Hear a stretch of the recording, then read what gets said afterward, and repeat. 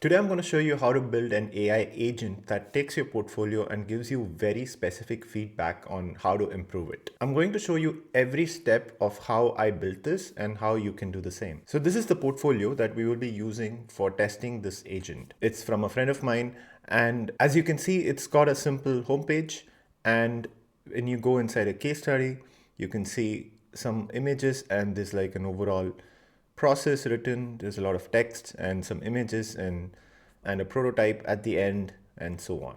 On the left, you can see the form through which we can provide information to our agent. So we need two pieces of information. One is one of the case studies that I'm going to copy this and I'm going to put it in the case study field. And I will need the home page that I'm going to copy and put it in the home page field. And when I submit, the form gets submitted. Now the agent starts to work on the background. You can see that the agent is now working on my interface. So this is a tool called n8n. It's an automation tool. And this is where we will be building our agent that I'm going to show you in just a bit. It would take about 2 minutes approximately for the whole process to complete. And once it's complete, I'm going to show you exactly what it did and how I did it. Okay, so it was complete in 1 minute and 50 seconds. Looks like it's getting faster. Let's go and take a look at the output and then see what it's done. So this is what it generated right now. And let's take a look at a couple of points it says. The first point is that the portfolio prominently introduces the designer with their name and location. However, it lacks a personal photo or detailed biography that could create a more personal connection to the designer and add context to their journey and expertise. Add a professional headshot to the About section, include a brief biography outlining career milestones, design philosophy, or personal anecdotes. This seems like a pretty useful insight, in my opinion. The second one is the portfolio showcases high quality project thumbnails but lacks interactive previews that could offer deeper understanding of the designer's work and processes. This is inside the case study page, but you can see the case study related information a little later in this document, and I'm going to show you that. Client testimonials and social proof. While the portfolio visually communicates competence, it lacks external validation such as client testimonials or social proof, which can significantly enhance credibility and trust. This also seems like a very relevant feedback. Let's go into the case study feedback and see what it gave. So towards the end, you can see more of case study related feedback. See, this is the second section. Need to format it better, but the visual analysis praise the dark theme's professional aesthetics and sophisticated feel, indicating trust and expertise. However, injecting more emotional elements could further engage viewers. Consider incorporating playful accents or unexpected color pops within the dark theme to humanize the experience. Okay, I mean, this could be expanded by the designer. It's like take it or leave it kind of feedback, I think. What else? Concrete results and success metrics. Success metrics are not highlighted, leaving impact of the work somewhat vague, which dilutes the case study's authority. Present quantitative and qualitative metrics that describe the project's impact. Example, user feedback, engagement rates. Feature a key learning section to demonstrate growth and project evolution. This also seems like pretty useful insights. So overall, as you see, this is useful. And technically, it could get a lot better if you keep updating the prompts or the way it uses the information or the way it creates the information. Then I'm going to show you later how I would improve it if I were to do it. And soon as I have improved it, I will share a link to a product that you all can try as well. So now let's jump into the tool and take a look at how exactly I built it. So this is the overall flow of what happens. So this is a tool called n8n. It's an automation tool. You can build these automation workflows that it will go sequentially and it will execute those steps sequentially and follow the entire graph to its completion. So it would start typically on a form submission. So you can create a form, and that's the form that you saw earlier. So if you open this, you can see that there are two fields that I'm asking, which is the portfolio homepage and the first case study URL. So once the form is submitted, what I'm doing is I'm first creating a document within a folder in my drive.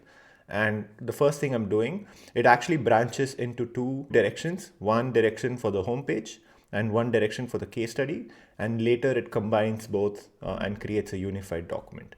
But the process remains the same for both homepage and the case study. So we can go with one and you would know the same process is for the other. So for the case study, what it does is it first uses a service called Firecrawl and scrapes the entire contents of the case study. So you can see that on the left side, you can see the input through this node, and on the right side, you can see the output. So on the input, you can see that it took the link of the case study, and what it did was it took the link and then it scraped all the content of the case study. So this is all the text and the images within that thing. So this is useful for us when we are using AI to pull information. And now, once it scrapes the content of the case study, it now goes to take a screenshot of the case studies. Because we only have a limited understanding of the case study from its contents alone, we also need the visual appeal of it, which is something that we can only look and say. So I didn't want to skip the visual aspects of it and only focus on the content. So what this does is it uses another service called Cite, and it takes the previous input from the form. I can go switch here and show that, okay, it takes the input from the form, which is this case study URL, and it gives a screenshot of this. So as you can see, the screenshot is on the right. It captured everything from the website, including all the images and all the personas and prototype, and all these images are already captured. What I do is I take that screenshot and I pass it on to an OpenAI Vision API. The Vision API takes this image, and this is kind of the prompt that I'm using. So what I'm asking AI to do here is not to just give me feedback on my portfolio. Instead, I'm using the Vision API to first understand what's on the page. Later, I'll show you how I'm not relying on AI itself to give me feedback, but I'm using real data from humans to ask AI to refer to give this feedback. So as you can see that there is a lot of information that I'm trying to, if I can zoom in, you can see it better. So there's a lot of information I'm trying to extract from the Vision API. Things like, is there a clear navigation? Is it clear how insights inform the next steps? Is there a description of brainstorming or ideation sessions? Are there any wireframes or low fidelity prototypes included? Is the iteration process shown? I generated a list of this on ChatGPT. So that gives like a whole list for it to create an analysis on what's in that page.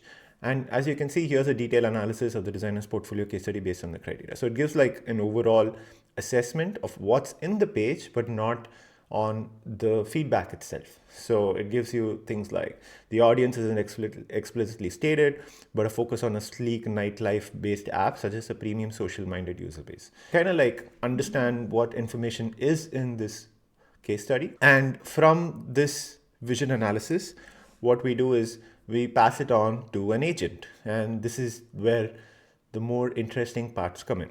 But first, before I tell you how this agent works, I gathered some data that I give this agent to work with. And this data is basically from about 3 to 4 hours of feedback from different sources that I gathered, some from YouTube, some from other private stuff that I got of design leaders actually reviewing portfolios of different students. And this is actual transcripts that I took from these portfolio review videos. Then I passed it on to ChatGPT, and then I said, now make an exhaustive list of all the evaluation criteria with which a portfolio should be assessed. So let me go ahead and show you what that it looks like.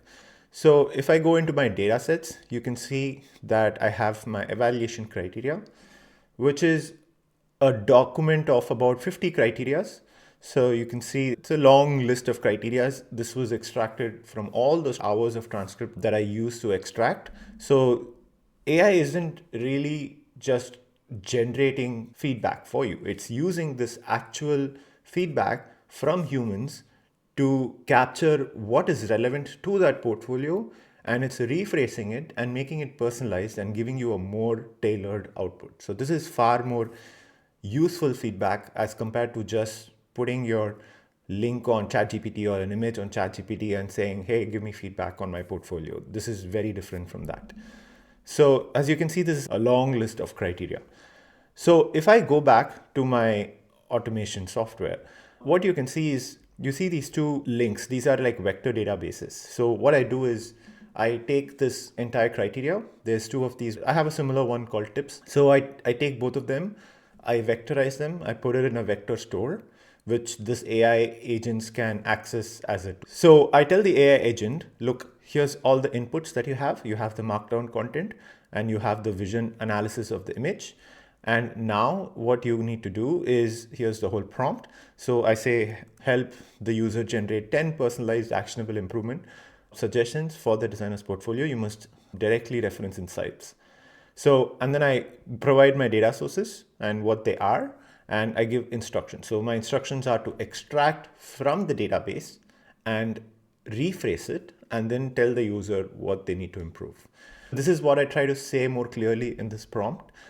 And once it does that, this is kind of like the output of the agent. So it goes and retrieves the information that it needs based on the input from the database, and then it creates this list of actionable feedback for the user. I also give a specific output structure on how the output should look like. This is a JSON file that you can generate again using ChatGPT. Say this is the output structure. Based on the structure, create me a JSON file, and then it creates something like this. So you can paste it here as an output structure to the agent. And then once it does that, it goes and merges. So this merge is basically waiting for results from both the paths. So the top path is for the home page. It has a very similar flow, the exact same flow. And then the home page comes and merges here. And then we take both the code, and this code basically what it does is it formats the content in a specific way that we can just put it into the Google Docs, and then it goes and inserts the content into the Google Docs. So this is the high level flow of how it works. In my course, I will record a full step-by-step process of how to build this from scratch. In each step, I explain what n8n is and everything. So if you're interested in that, you can go to moderndesigner.ai. But otherwise, I hope this was helpful. And if you want me to create more content like this, leave a comment and I will do the same. Thank you for watching.